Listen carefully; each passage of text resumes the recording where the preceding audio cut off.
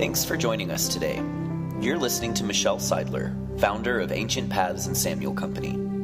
To hear more from Michelle, please visit our website at www.ancientpathsinc.com.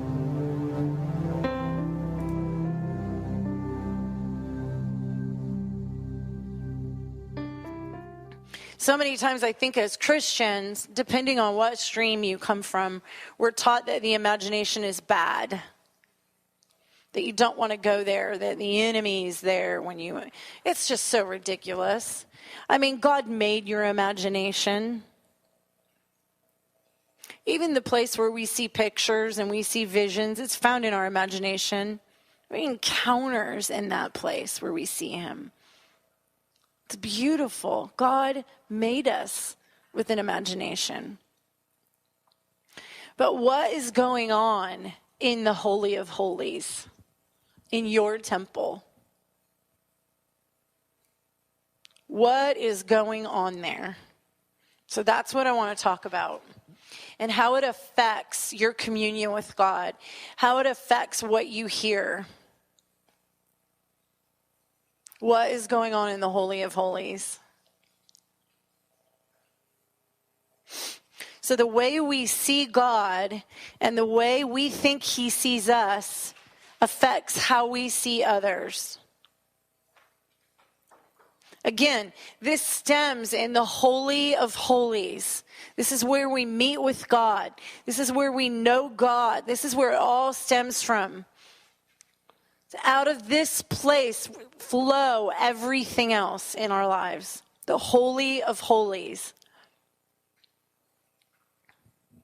And what's going on in there affects how you see other people.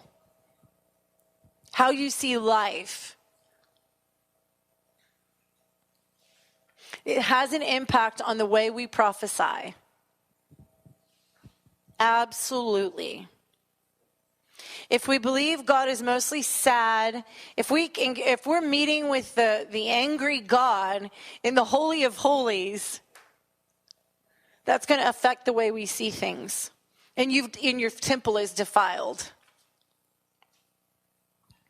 If we think he's mad, we'll prophesy from the place, from that understanding of who we think he is. If we think he's angry, we're going to prophesy with that reality to people that he's angry. Even if we don't say it, even if we don't have an angry look on our face, that filter that God is angry is going to come out at people that way, that he's angry. It's perceived that way. It'll affect how we communicate. Not even just with prophecy, but in our lives in general. And none of us are ever going to be perfect. But to the degree that we can on this side, we come into agreement with him and who he is. God is spirit and he lives in us and he sees people perfectly. So it's bringing that alignment. It's bringing that agreement. Our filter is through our soul. So our soul needs to line up with who God is and what the Spirit is saying. So our inner life determines the lens we see through. Pretty powerful, huh? Not just in prophecy, but in your life in general. Your inner life determines the lens you see life through.